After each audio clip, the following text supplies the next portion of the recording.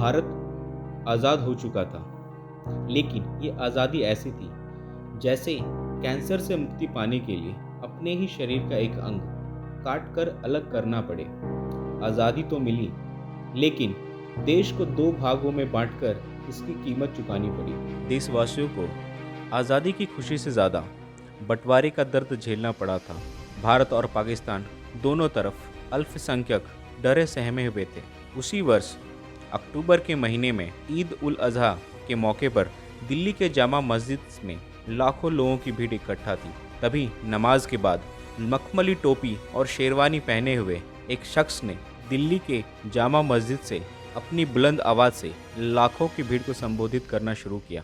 हमारी आज़ादी के मुखालिफों ने हमेशा कहा था कि हिंदुस्तानियों के हाथ पांव जब तक गुलामी के बंधनों से बंधे हुए हैं, उसी वक्त तक अमन चैन है। जहां ये बंधन टूटे और उन्होंने एक दूसरे की गर्दनें काटना शुरू कर दिया, आज आजाद हिंदुस्तान को उसकी जिंदगी का सबसे बड़ा खतरा पेश आ गया है। वो एक बड़ी गहरी खंदक के किनारे खड़ा है। उसकी किस्मत अद्धर में झूल रही है। या तो उसे खंदक में गिरना है या छलांग मार के सही सलामत पार उतर जाना है। अगर हम चाहते हैं कि अपने मुल्क की आज़ादी को इस खतरे से सलामत निकाल ले जाए, तो हमें चाहिए कि पहले ठीक तौर पर समझ लें कि खतरा क्या है और फिर उससे मुल्क को बचाने की तदबीर करें। खतरा जो आज हमें पेश आ गया है वो मुल्क की बदअमनी और बदनज़मी का खतरा है।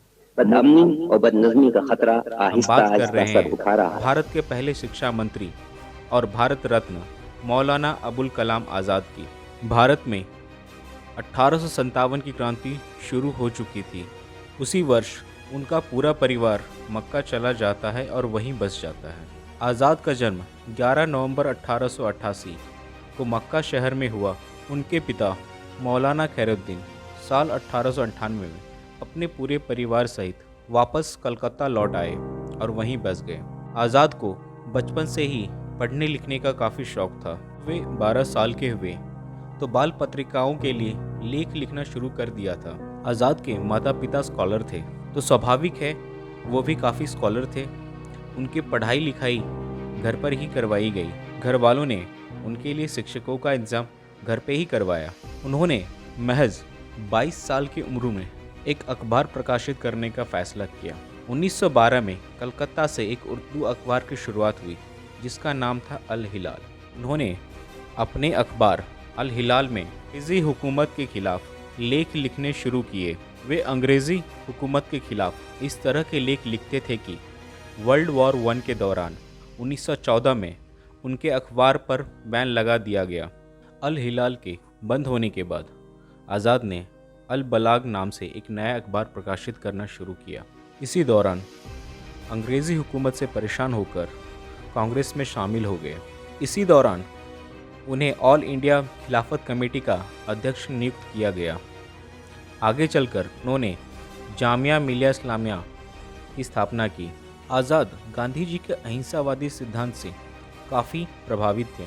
वह इस सिद्धांत के लिए पूर्ण रूप से समर्पित थे। एक तरफ उनकी नज़दीकियाँ गांधी जी से बढ़ रही थी, तो दूसरी तरफ दूसरे राष्ट्रवादी नेताओं से भी उनकी करीबियाँ बढ़ रही थी, जिनमें से जवाहरलाल नेहरू, चित्तरंजन दास, सुभाष चंद्र बोस और सरदार वल्लभ भाई पटेल जैसे नाम शामिल थे। आज़ाद भारतीय मुसलमानों की आवाज़ थे। उन्होंने हिंदू मुस्लिम एकता को बनाए रखने के लिए कई प्रयास किए। यही कारण है जिसकी वजह से उनकी दूरी जिन्ना से बढ़ती रही। साल 1921 को आगरा में दिए अपने एक भाषण में उन्होंने कहा, मैं साफ कर दूं कि मेरा सबसे पहला लक्ष्य है हिंदू मुस्लिम एकता। मैं अपने मुसलमान भाइयों से कहना चाहूँगा कि वे हिंदुओं के साथ प्रेम और भाईचारे का रिश्ता कायम करें।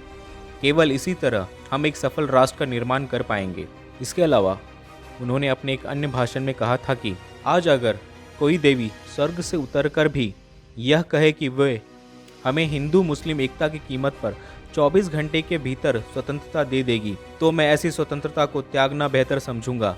स्वतंत्रता मिलने में होने वाली देरी से हमें थोड़ा नुकसान तो ज़रूर होगा, लेकिन अगर हमारी एकता टूट गई तो इससे पूरी मानवता का नुकसान होगा। आज़ाद दूरदर्शी नेता थे। 1946 में जब यह तय हुआ कि भारत के 2 हिस्से होंगे, तब आज़ाद ने इसका विरोध किया था। उनका कहना था कि भारत का अगर बंटवारा हुआ तो भारत और पाकिस्तान दोनों को इस बंटवारे के दुष्परिणाम झेलने पड़ेंगे। अलग देश बनाना कोई समाधान नहीं है, बल्कि परेशानी पैदा करेगा। उनकी कही हुई हर एक बात सच हुई।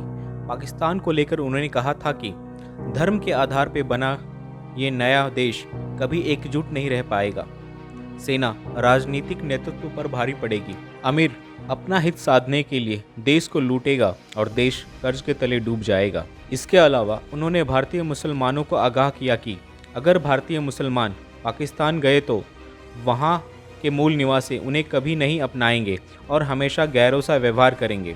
आज़ाद ने पाकिस्तान बनाए जाने पर कहा था कि पाकिस्तान की बुनियाद नफरत की ज़मीन पर डाली गई है और जब यह नफरत ठंडी होगी तो पाकिस्तान अलग अलग टुकड़ों में बंटने लगेगा। उनकी यह बात भी 1971 में सच साबित हुई, जब पाकिस्तान से अलग होकर एक नया मुल्क बांग्लादेश बना। आज़ाद स्वतंत्र भारत के पहले शिक्षा मंत्री बने।